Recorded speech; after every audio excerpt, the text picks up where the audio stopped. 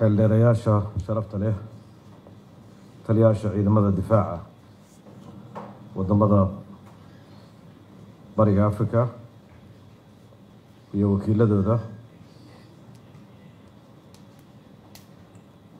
wasiirada difaaca iyo wakiiladooda xubnaha sharafta leh ee xooghaynta ciidanka heeganka bariga Afrika marti sharafta kale halka nala joogta mudanayaal iyo marwooy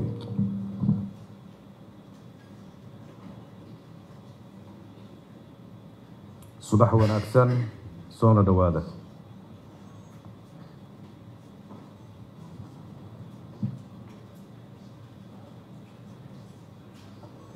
anigoo ku hadlaya magaca dawladda federaalka Soomaaliya iyo kan wasaaradda gaashaandhigga waxaa farxad iyo sharaf weyn inoo ah inaan idinku soo dhaweyno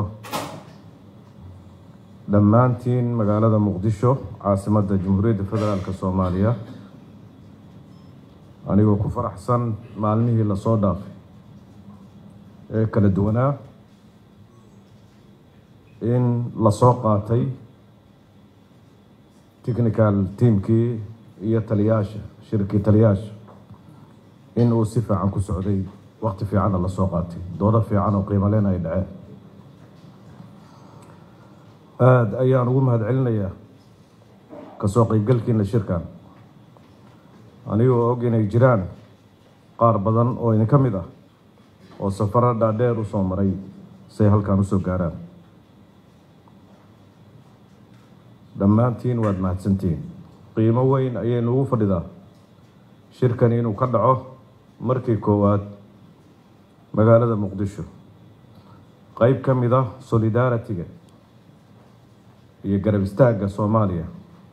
ana way muujinaysaa waxaan idinka raali gelinaynaa wixii gaabis ee ka dhacay dhankeenna intii aad halkan joogteen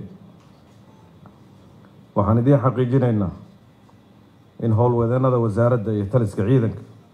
ay ku dadaalayeen sidii joogitaankiinu u noqon lahaa mid xiiso iyo farxad leh anigoo ku hadlaya magaca guddoomiyaha ciidanka heeganka bariga Afrika Eastern Africa Standby Force ee sanadka 2025 waxaan si weyn ugu faraxsanahay ka dawlad ahaan dawladda federaalka Soomaaliya in caasimadda Soomaaliya ay martigeliso shirka 34 ee xubnaha siyaasadda ee ciidanka heeganka bariga Afrika shirkani wuxuu ku soo aaday waqti xasaasi ah oo gobolku wajahayo caqabado badan iyo khataro amni oo halis ku ah nabadda xasiloonida iyo horumarka bariga Afrika iyadoo laga ambaqaadayo khatarahaas amni waana mid ka mid ah ujeedooyinkii loo sameeyay organkan waxaa lama huraan ah inaan dib u xaqiijino go'aanadeennii wadajirka ahaa ee ku aadanaa ka hortagga colaadaha xallinta khilaafaadka iyo adkeynta nabadgelyada ciidanka heeganka bariga Afrika waxa uu hogaaminayaa dadaalada isagoo ku shaqeynaya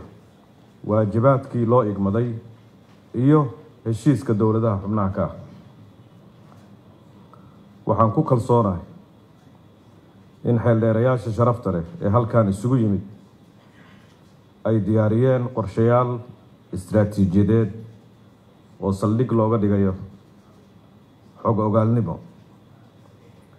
falanqayn qoto dheer iyo xaqiiqda gobolka ka jirta waxay ahayd maalmihii la soo dhaafay iyo shirarkii ka horeeyay ee East African Standby Force ay galayeen waxay gobolka ugu fadhiyeen qiimo badan waxaana moodaa gobolkan aan matalayno ka dawlad ahaan oo shirkiisa halkaan aan u fadhino inuu ka duwan yahay gobollada kale ee Afrika marka loo eego musiibooyinka dabiiciga ah colaadaha ka dhaxeeya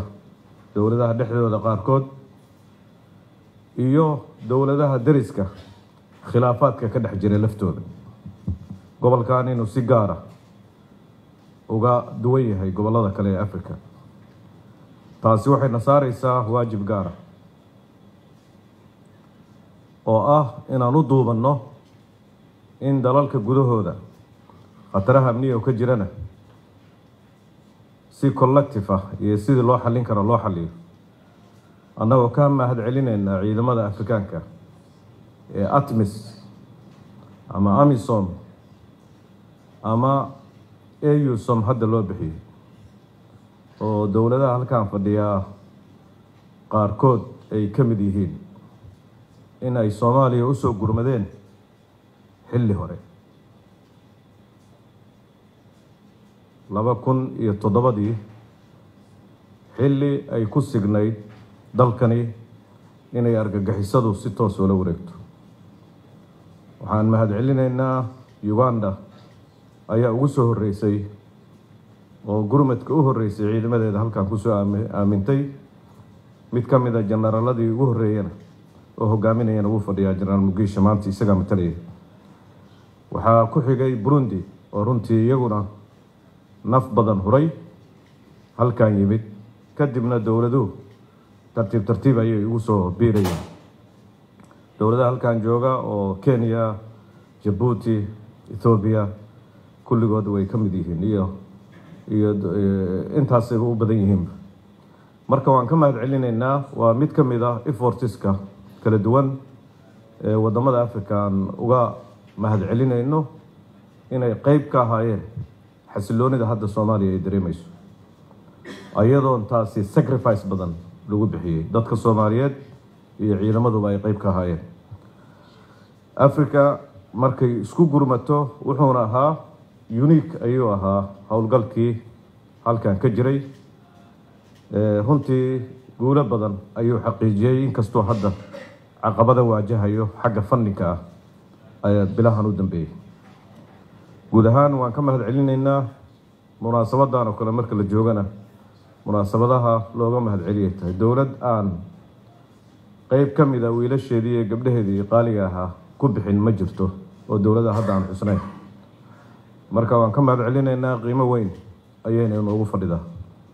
waxaan rabnaa arrintaas in la sii adkeeyo oo ay keento kalsooni